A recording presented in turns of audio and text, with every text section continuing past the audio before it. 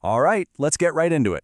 We're about to play detective on a cosmic scale, solving a mystery that's almost 1,000 years old. And our clues? They aren't fingerprints or DNA. They're the language of the universe itself, the light from atoms. So picture this. You look up into the sky and there's a new star. A star so incredibly bright you can see it even when the sun is out. Well, that's exactly what happened back in 1054. This so-called guest star was actually a supernova, the spectacular, violent death of a massive star. For a little while, it was this brilliant beacon, and then it was gone, leaving behind a cosmic crime scene. And that brings us to our big question. The leftovers from that explosion, which we now call the Crab Nebula, are thousands of light years away. I mean, we can't exactly go there and scoop up a sample. So, how in the world do we know what it's made of? Well, the answer is in a message that has been flying through space for centuries, just waiting for us to read it. So, our investigation starts with the one thing that can actually make that incredible journey from the nebula to us, light. But this isn't just any light. Oh no, this is a message written in a very, very specific code. You know, the light our eyes can see is just a tiny, tiny slice of the information the Crab Nebula is beaming at us.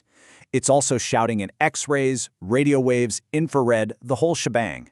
This whole range is the electromagnetic spectrum, and it is absolutely packed with clues. Okay, this is where we find our first huge clue. If you shine regular old sunlight through a prism, you get a beautiful, continuous rainbow, right? All the colors just blend together.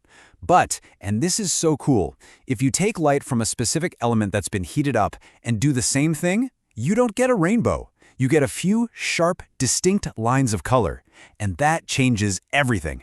And this leads us to the absolute heart of our mystery.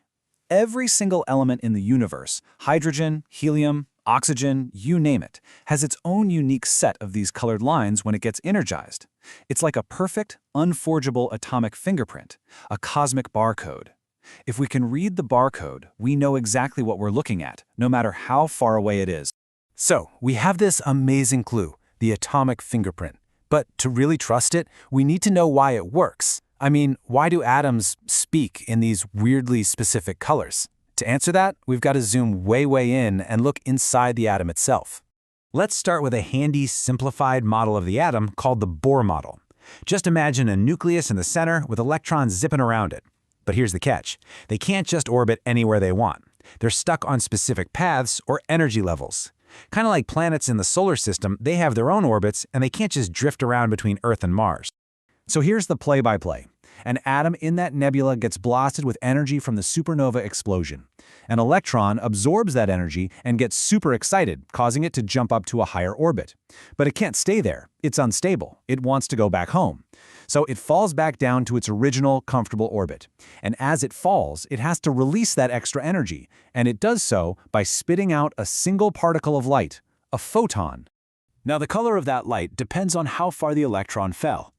And because these energy levels are quantized, meaning they have fixed specific values, the jumps are always the exact same size. Think of it like a staircase, not a ramp.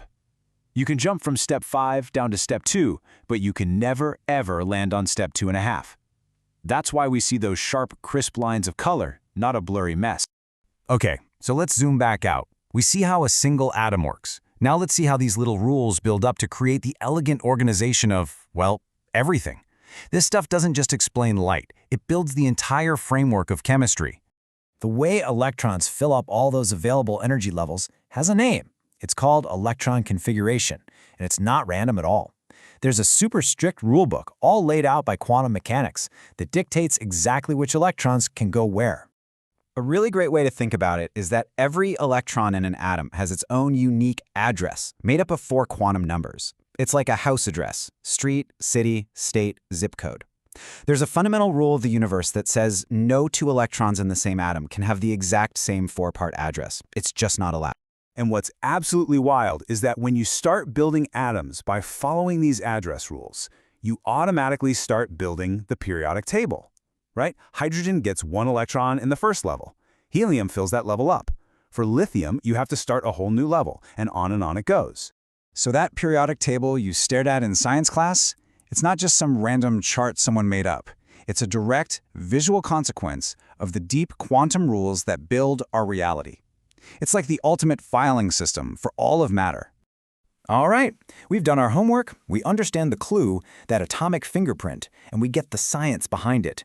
Now it's time to head back to our cosmic crime scene and finally crack this case. So, astronomers point their powerful telescopes at the Crab Nebula, and they aren't just looking at a pretty, colorful cloud anymore. They're looking at a message. They're seeing those specific glowing colors in all those tangles of gas. They focus in on those eerie, beautiful green filaments that twist and weave their way through the nebula. They take the light from just those filaments and run it through a machine that can read its barcode. And the pattern that comes back is unmistakable. It's a perfect match for the atomic fingerprint of sulfur that's had an electron knocked off. There is zero doubt. That green glow is the light from sulfur atoms. Case closed on that one. Okay, but what about that other major color? What about all those deep red, fiery wisps of gas? What's their story? They do the exact same thing. Isolate that red light, check its barcode, and boom, another perfect match. This time, it's the signature of oxygen that's lost to electrons. That incredible red glow is coming from oxygen. And just like that, the mystery is solved. We know for a fact that the Crab Nebula is full of sulfur and oxygen because the star told us so itself. It literally wrote a confession in the sky, a message that has been flying across the universe for nearly 1,000 years, just waiting for us to learn how to read its language. It really makes you wonder, doesn't it? Every single point of light you see in the night sky is a messenger, carrying a story about where it came from and what it's made of.